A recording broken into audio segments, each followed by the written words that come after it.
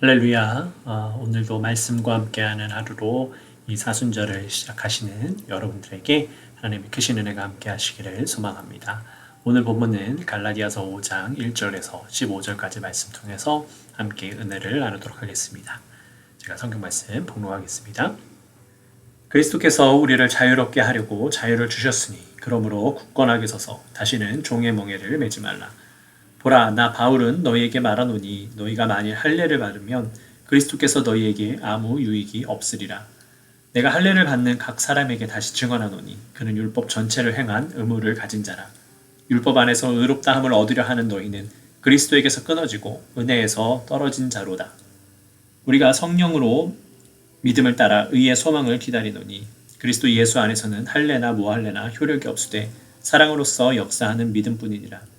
너희가 다름질을 잘하더니 누가 너희를 막아 진리를 순종하지 못하게 하느냐. 그 권면은 너희를 부르신 이에게서 난 것이 아니니라. 적은 누룩이 온 덩이에 퍼지느니라. 나는 너희가 아무 다른 마음을 품지 아니할 줄을 주 안에서 확신하노라.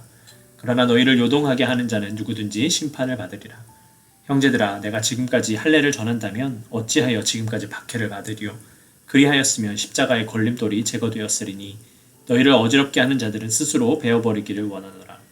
형제들아, 너희가 자유를 위하여 부르심을 입었으나 그러나 그 자유로 육체의 기회를 삼지 말고 오직 사랑으로 서로 종노릇하라.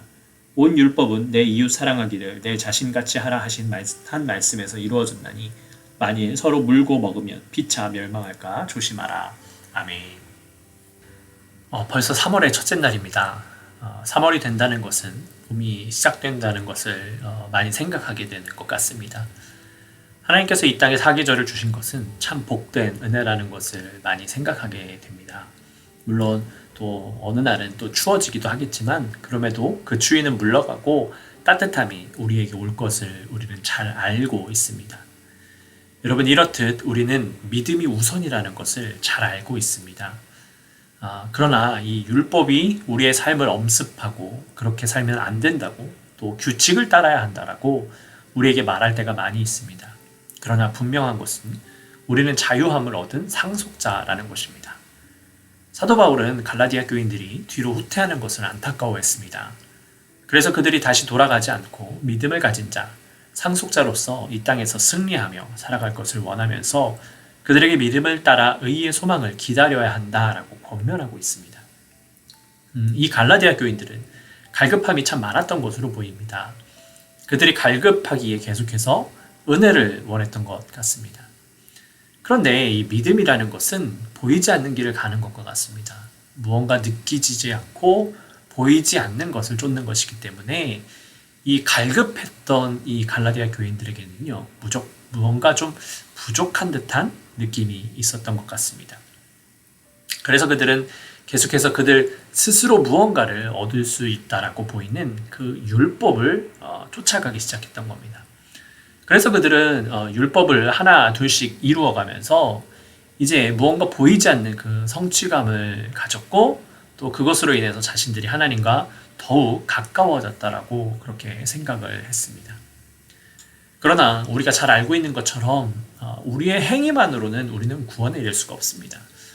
그리스도의 십자가 사건, 그것을 믿음으로 말미암아 하나님께로 나아갈 수 있고 또 우리의 죄악을 고백하고 우리가 그분의 십자가 사건으로 말미암아 우리가 깨끗해지고 구원을 얻을 수 있다는 것을 믿을 때에 우리는 그 구원의 반열에 이를 수 있는 겁니다. 우리의 행위로는 그저 아주 작은 성취감만 얻을 수 있을 뿐입니다. 무엇보다 우리의 행위 자체도요, 믿음에 근거한 행위여야 합니다. 그러나 이 갈라디아 교인들은 이 믿음은 다 배제한 채로 행위에 의한, 이 율법에 의한 구원에 집착하고 있었던 것입니다. 갈라디아 교인들은 믿음이 우선이라는 것을 제대로 깨닫지 못했던 것입니다. 그래서 그들은 율법을 쫓아갔고요. 또 이 할례 의식 등에 집착하곤 했습니다. 사도 바울은 이 작은 누룩이 온 덩이에 퍼진다라고 말합니다. 그들 안에 이 율법의 중요성이 자리 잡기 시작하면서 믿음이 우리를 완전하게 해준다는 사실을 잊게 만드는 겁니다. 마치 이 보이지 않는 바이러스가 우리 몸에 침투해서 우리의 삶을 무력화시키고 또 결국에는 삶을 망가뜨리는 죽음에 이르기까지 하는 것과 같은 것입니다. 그러니 우리는 우리의 믿음을 더욱 건강하게 해야 됩니다. 그래서 사도 바울은 너희를 어지럽게 하는 자들은 스스로 베어버리기를 원하노라 라고 고백하는 것입니다. 여러분 그렇습니다. 우리가 건강하기 위해서 시간을 내서 운동을 하고 또 물질을 가지고 좋은 음식이나 약을 사 먹는 것처럼 우리의 이 믿음이 건강하기 위해서 우리는 의연하게 잘라낼 것을 잘라내야 됩니다.